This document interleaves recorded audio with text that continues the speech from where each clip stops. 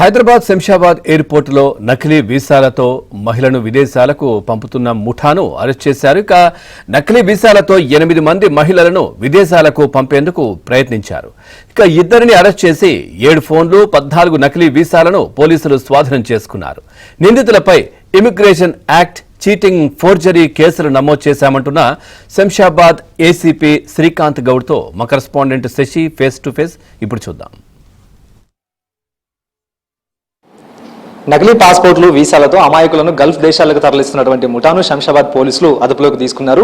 2 నిందితులను అరెస్ట్ చేయడంతో పాటు వారి వద్ద నుంచి నకిలీ పాస్పోర్ట్లు, వీసాలను స్వాధీనం చేసుకున్నారు. అసలు ఈ ముఠా ఎంతకాలంగా అమాయకులను గల్ఫ్ దేశాలకు తరలిస్తూ ఉన్నారు, ఈ నకిలీ పాస్పోర్ట్లను ఏ విధంగా తయారు చేస్తున్నారు అన్న అంశాల గురించి మనతో మాట్లాడడానికి శంషాబాద్ ఏసీపీ ఉన్నారు. ఒకసారి ఆయనతో మాట్లాడదాం. సార్ చెప్పండి సార్, అసలు ఈ ముఠా ఈ యొక్క నకిలీ పాస్పోర్ట్, వీసాలను ఎలా తయారు చేస్తూ ఉన్నారు? అంటే యాక్చువల్గా వాళ్ళు ఏం చేస్తున్నారంటే పాస్పోర్ట్ ఫస్ట్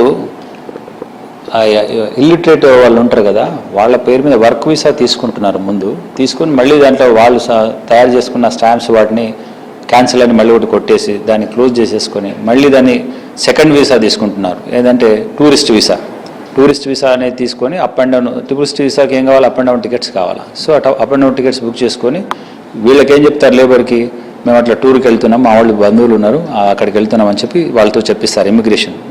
ఎందుకంటే ఇమిగ్రేషన్ లా ప్రకారం ఇల్లిటరేట్స్ ఎవరున్నా, అంటే ఎస్ఎస్సి చదివిన వాళ్ళు ఎవరున్నా కూడా పీఓఏ సర్టిఫికేట్ అనేది కంపల్సరీ తీసుకోవాలన్నమాట. సో దాని గురించి ఒక 30-40,000 అనేది ఎక్స్ట్రా ఖర్చు అవుతుంది. కాబట్టి దాన్ని అవాయిడ్ చేస్తూ వీళ్ళని అక్కడికి పంపించడానికి వీళ్ళు మళ్ళా టూరిస్ట్ వీసా తీసుకొని ఇక్కడ నుంచి మన క్వెటాకి ఫ్లైట్ టికెట్స్ బుక్ చేస్తారు.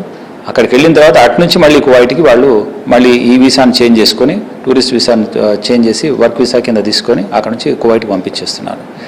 ఈ ఇన్ఫర్మేషన్ మాకు ఒక 7-8 మంది దగ్గర ఈ విధంగా జరుగుతుందని తెలిసి వాళ్ళని నాంపల్లిలో 2 అక్యూజ్ని పట్టుకున్నాము. బాలాజీ అండ్ శివకుమార్ అని, ఇంకో సత్యనారాయణ, గోపాల్ అని, ఇంకో మిగతా వాళ్ళ గురించి ఎఫర్ట్ పెడుతున్నాము. ఈ నిందితులు ఎంతమందిని కువైట్ పంపించడానికి ప్రయత్నం చేశారు సార్? ఈ నిందితులంతా ఇప్పుడు 8 మంది ఉన్నారు. 8 మందిలో ఒకరితో కంప్లైంట్ తీసుకొని మేము చేస్తాం. ఇందులో బాలాజీ అనే వ్యక్తికి ఆల్రెడీ పంజాబ్ దాంట్లో కూడా ఇంకో పాత కేసు కూడా ఉన్నట్టు తెలిసింది. సో ఆ కోణంలో కూడా మేము ఎంక్వైరీ చేస్తున్నాం. కేవలం ఈ 2 మాత్రమే సార్? ఈ ముఠాలో ఇంకా ఎంతమంది ఉన్నారు సార్? ఇప్పటికే ఒక 5 మంది దాకా ఉన్నారు. మాకు 2 దొరికారు. మిగతా 3 గురించి కూడా ఇన్వెస్టిగేట్ చేసి ఎంక్వైరీ చేస్తున్నాం. అసలు ఏం చెప్తున్నారు సార్ వీళ్ళని గల్ఫ్ దేశాలు పంపించడానికి? మహిళలను కావచ్చు, లేకపోతే వీళ్ళని పంపించడానికి ఏం చెప్పి వాళ్ళని నమ్మిస్తూ ఉన్నారు సార్? వాళ్ళకి అక్కడ డబ్బులు ఎక్కువ వస్తాయి, మీరు అక్కడ ఏ పైన మంచి పనులు దొరుకుతాయి, మీరు అక్కడ ఎక్కువగా డబ్బులు సంపాదించవచ్చని వాళ్ళకు ఆశ పెట్టేసి ఇక్కడ నుంచి పంపిస్తున్నారు. వీళ్ళు బాగా దాంట్లో డబ్బులు సంపాదించుకోవచ్చని వీళ్ళు ఏజెంట్స్. అంటే ఈ పాస్పోర్ట్లో నకిలీ వీసాలు ఇచ్చినందుకు గాను ఈ మహిళల నుంచి కావచ్చు, లేకపోతే వీళ్ళ నుంచి ఏమైనా తీసుకుంటున్నా, డబ్బులు ఏమైనా తీసుకుంటే ఎంత మొత్తం తీసుకుంటున్నారు? దాదాపు అంటే ఒక్కొక్కరి నుంచి ఒక 30 నుంచి 50,000 దాకా డబ్బులు తీసుకుంటున్నారని చెప్పారు. ఇంకా మేము డీటెయిల్గా ఎంక్వైరీ చేస్తాం. దానికి ఏం చెప్తున్నారు సార్ ఈ మహిళలు? ప్రస్తుతం మీరు వారిని ప్రశ్నించుంటారు, వారి దగ్గర మాట్లాడి ఉంటారు. అసలు ఏం చెప్తున్నారు సార్ వీళ్ళంతా?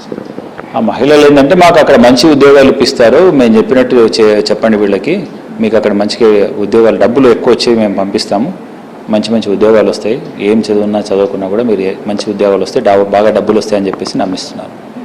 ఇంకా ఫర్దర్గా ఈ కేసులో ఇంకా ఫర్దర్ ఇన్వెస్టిగేషన్ ఎలా ఉండబోతుంది సార్? అందుకే మిగతా అబ్స్కాండ్ అక్యూజ్ను కూడా ట్రేస్ చేసిన తర్వాత ఫర్దర్ మనకు ఇంకా ఎంతమంది ఇటువంటివి చీటింగ్ జరిగిందని కనుక్కొని ఫర్దర్ యాక్షన్ తీసుకుంటాం. అంటే చాలా మంది ఇలాంటి ఏజెంట్లను కావచ్చు, ఇలాంటి ముఠాన్ని నమ్మి చాలా మంది గల్ఫ్ దేశాలకు వెళ్ళి అక్కడ ఇబ్బందులు పడుతున్నటువంటి సందర్భాలు మనం ఈ మధ్యకాలంలో చూస్తూ ఉన్నాం. ఇలాంటి వారికి ప్రస్తుతం మీరు చేస్తున్న సూచన సార్ శంషాబాద్ పోలీసుల తరఫున? ఏదైనా ఎక్కడికి వెళ్ళేటప్పుడైనా సరే ఒకరు తెలిసిన వాళ్ళు, ఖచ్చితంగా తెలిసిన వాళ్ళు కానీ, లేదంటే ఎలాంటి డౌట్స్ వచ్చినా పోలీసు వాళ్ళని కూడా మళ్ళీ వెరిఫై చేసుకోవడం వల్ల మేము వాళ్ళకు క్లారిటీ ఇస్తాము, ఎలాంటి ఇబ్బంది లేకుండా చేస్తామని చెప్తున్నాను.